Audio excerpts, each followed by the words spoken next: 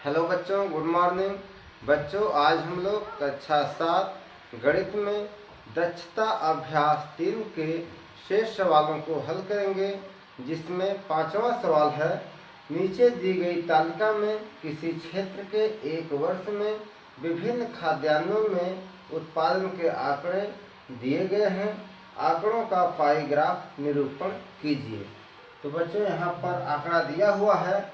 एक तरफ अनाज दाल है और उसके नीचे उत्पादन लाख टन में है।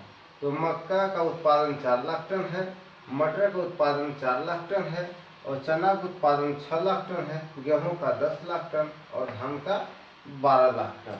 अब इस आंकड़े को हमें पाई ग्राफ के द्वारा वृत्त आरेख के द्वारा निरूपण करना है। ठीक है, तो हम इससे पहले एक चार्ट बनाएंगे सारणी, जिसमें एक तरफ हम अनाज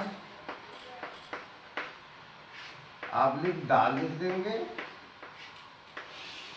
और आगे लिखेंगे उत्पादन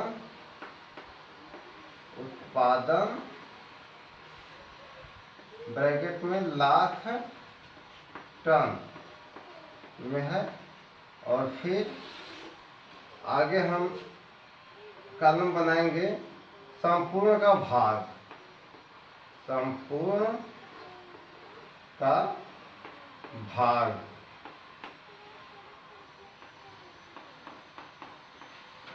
और फिर नेक्स्ट बनेगा केंद्रीय कोण या त्रिज्य खंड का कोण, त्रिज्य खंड केंद्रीय कोण, केंद्रीय कोण।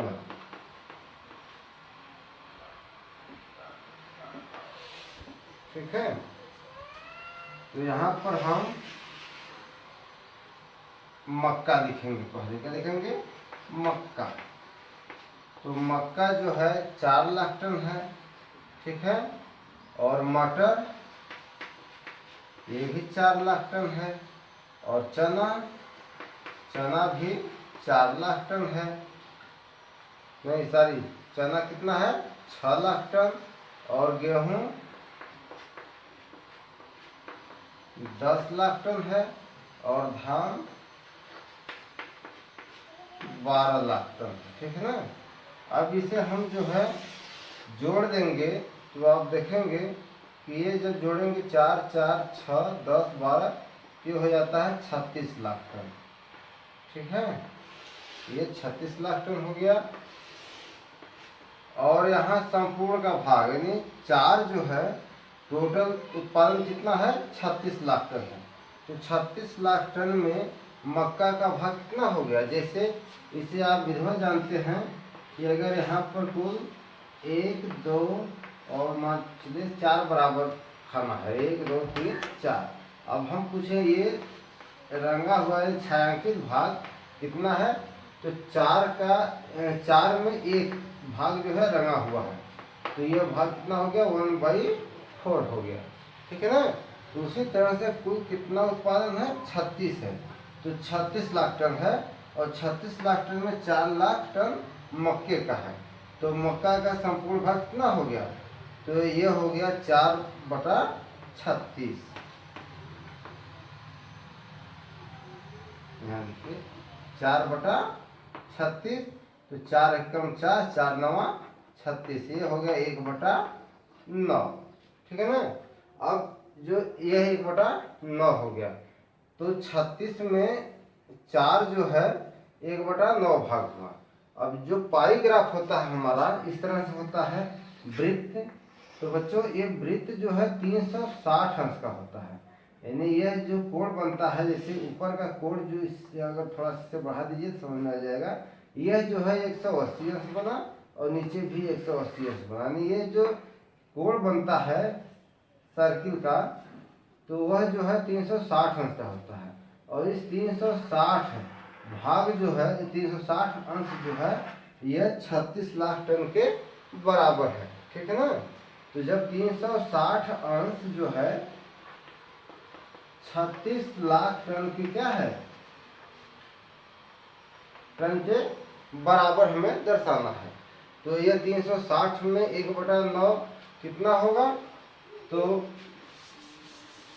360 का जो है हम 1/9 कर देंगे। यहाँ पर त्रिज्यखंड कितना होगा, 360 का 1/9, तो ये हो जाएगा 9 चौके 36, 40 ना, ये हो गया 40 अंश। ठीक है। अब जो है मटर का, तो मटर का भी आप देख रहे हैं कि 36 में 4 लाख टन है, 36 लाख टन में 4 लाख टन मटर का उत्पादन है, तो ये भी हो जाएगा 4/36 बराबर 1/9 के। तो यहाँ पर भी हो जाएगा 360 गुणते 1/9, ये भी बराबर हो गया 40 डिग्री के। ठीक है।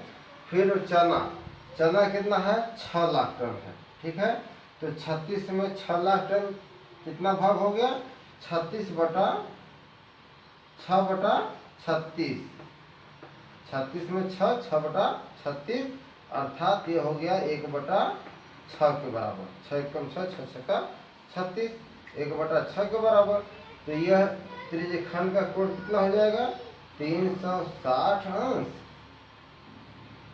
360 डिग्री गुणे 1/6, तो 6 का 36 और शून्य है तो शून्य हो गया, यानी कुल मिला जुला के 60 डिग्री के बराबर हो गया। और फिर गेहूं का, तो गेहूं का भाग हो जाएगा 10/36 बराबर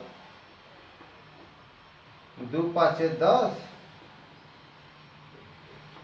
और 18 गुना 36, 5/18, तो 5/18, तो यहाँ 360 का 5/18 कर दीजिए, तो 18 दूनी 36, 18 दूनी 36 हो गया, और 20 और 20 5 100, ये हो गया 100 डिग्री के बराबर। ठीक है। अब धान का भाग कितना हो गया, तो यह हो जाएगा 12/36 बराबर 1/3, 12 कम 12, 12 36, 1/3 भाग हुआ। तो 360 से जब हम 1/3 करेंगे, 360 अंश का 1/3, ये हो गया कितना, 3 1 कम 3, 3 दूनी 6, यानी 120, कितना हो गया, 120। तो यहाँ पर हो जाएगा 120 डिग्री। तो ये हमारा, अब जब आप इसे जोड़ेंगे तो ये पूरा जब जोड़ देंगे तो यह एक हो जाएगा, यानी पूरा सर्किल बन जाएगा, 1/9, 1/9, 1/6, 5/18, 1/3, तो यह संपूर्ण कितना हो जाएगा, एक सर्किल बन जाएगा, यानी यह एक हो जाएगा जोड़ेंगे तो, और इसे जोड़ेंगे तो यह हो जाएगा 360 डिग्री हो जाएगा। ठीक है। अब हमें पाई ग्राफ के द्वारा दर्शाना है, तो बस इसी को हम एक ऐसे सर्किल बनाएंगे,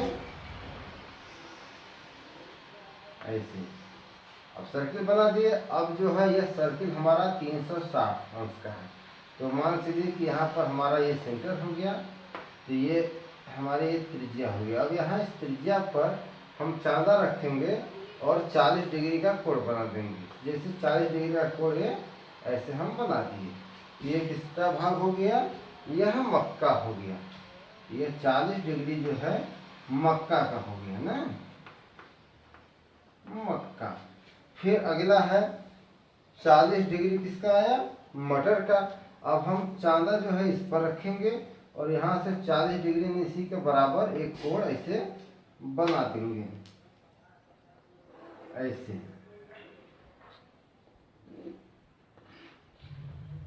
एक कोण जो है 40 डिग्री का हम यहाँ फिर ऐसे खींच दिए, तो ये हो गया मक्का का। थोड़ा सा अंदाज से कोण बनाना है। चांदा जब इसे आधार मान लेंगे तो इसी के बराबर नहीं, इस तरह से आएगा लगभग। तो ये 40 डिग्री का ये भी कोण बन गया, और ये किसका हो जाएगा, मक्का के बाद मटर का हो गया, ये मटर का हो गया। अब चना का भाग कितना है, 60 डिग्री। तो हम अब जो है इसे आधार मान करके इस पर हम 60 डिग्री का कोण बनाएंगे। अगर हम सीधा ऐसे कर देंगे तो 90 डिग्री हो जाएगा ना, तो 60 डिग्री का लगभग ये 40 से थोड़ा सा बड़ा, तो ये ऐसे होगा, ऐसे कर दीजिए। ये 60 डिग्री हो गया ना। ये 60 डिग्री जो है किसका बन गया? चना का, चना का हो गया। और फिर गेहूं का कितना है? गेहूं का है 100 डिग्री। तो 100 डिग्री हम गेहूं का बना देंगे इस पर। तो इस पर 100 डिग्री बनाएंगे तो ये जो है इस तरह से 100 डिग्री, चलिए यहाँ 100 डिग्री हो गया गेहूं का। और फिर धान का कितना हो गया? 120 डिग्री। ये जो शेष बचा 120 डिग्री किसका हो जाएगा? धान का हो जाएगा। ठीक है, ये हो गया धान का। तो बच्चों इस तरह से हम पांचवा सवाल को पाई ग्राफ वृत्तारेख के द्वारा दर्शा दिए, निरूपण कर दिए। अब अगला सवाल बच्चों, छठा सवाल है, रविवार के दिन किसी बेकरी की दुकान में हुई विभिन्न वस्तुओं की बिक्री रुपये में नीचे दी गई है। ब्रेड 320, मीठा बिस्कुट 120, नमकीन बिस्कुट 160, पेस्ट्री 80, अन्य 40। अब इसे जो है त्रिज्य खंडों के केंद्रीय कोण ज्ञात करके सारणी बनाइए और इस सारणी का प्रयोग करके एक पाई चार्ट खींचिए। तो बच्चों यहाँ पर हम एक सारणी बनाएंगे जिसमें लिखेंगे वस्तु का नाम, वस्तु का नाम, आगे है बिक्री, ये रुपये में रहेगा, फिर संपूर्ण का भाग, संपूर्ण का भाग, और फिर है त्रिज्य खंड का कोण, त्रिज्य खंड का कोण, जिसे हम केंद्रीय कोण भी कहते हैं, केंद्रीय कोण। ठीक है,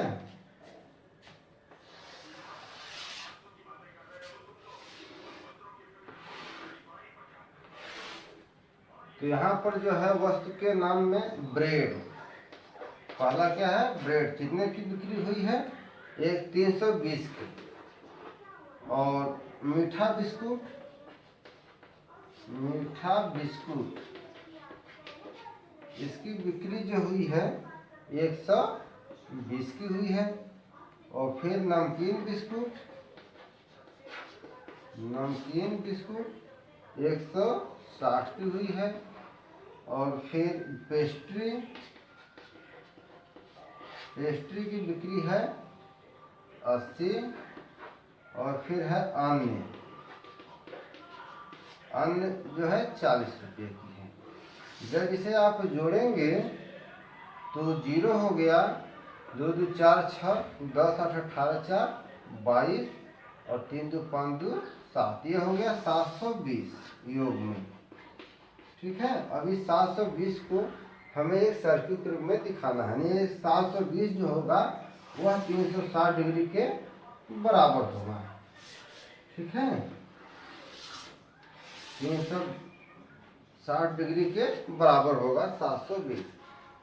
लेकिन यहाँ अब हम संपूर्ण का भाग, जिससे टोटल रुपया 720 हुआ एक दिन का, जिसमें ब्रेड का रुपया है 320। तो इस 720 में 320 कितना भाग है? तो हम यहाँ 320 बटा 720 कर देंगे, जो बराबर हो जाएगा, देखिए 0 से 0 कट गया, अब 32 बटा 72 बचा। तो 8 चौक के 32, 8 नवा 72, 4 बटा 9 के बराबर हो गया। ठीक है ना, 8 चौक के 32, 8 नवा 72। अब यह 720 का, 720 में ब्रेड का भाग हो गया 4 बटा 9, और 360 में 360 का कितना भाग होगा?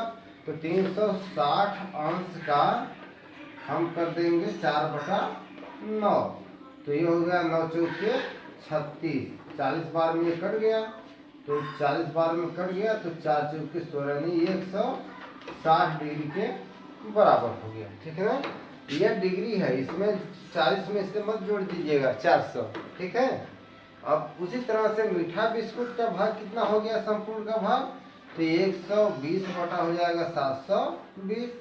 जब इसे आप हल करेंगे तो 1 0 से 1 0 कट गया, 12 कम 12, 12 छक्का 72, यह 1/6 भाग हो गया।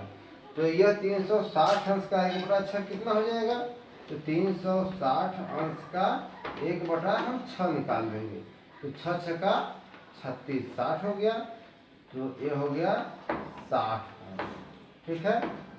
अब अगला देखिए, नमकीन बिस्कुट। नमकीन बिस्कुट का भाग कितना हो जाएगा, 160 बटा 720। यहाँ भी 1 0 से 1 0 कट गया। अब 8 दूनी 16, 8 9 72, यानी ये 2/9 भाग हो गया। तो 360 का 2/9 कितना होगा, तो 360 अंश का 2/9 कर दीजिए, तो 9 चौके 36, 40 हो गया, 40 दूनी 80, यह 80 डिग्री के बराबर हो गया। फिर पेस्ट्री का भाग कितना होगा, तो यह 80 बटा 720 हो गया, 1 शून्य से 1 शून्य कट गया, 8 1 8, 8 9 72, यह 1/9 के बराबर हो गया। ठीक है। 8 1 8, 9 72, तो 1/9 के बराबर हो गया। तो 1/9 जो है 360 का कितना भाग हो गया, तो 360 अंश का 1/9 कर दीजिए, 9 चौके 36, यानी 40 डिग्री के बराबर होगा। ठीक है ना। फिर अगला है अन्य। अन्य क्या है, 40 रुपया है, तो ये कितना भाग हो गया, ये हो गया 40 बटा 720, 1 शून्य से 1 शून्य कट गया।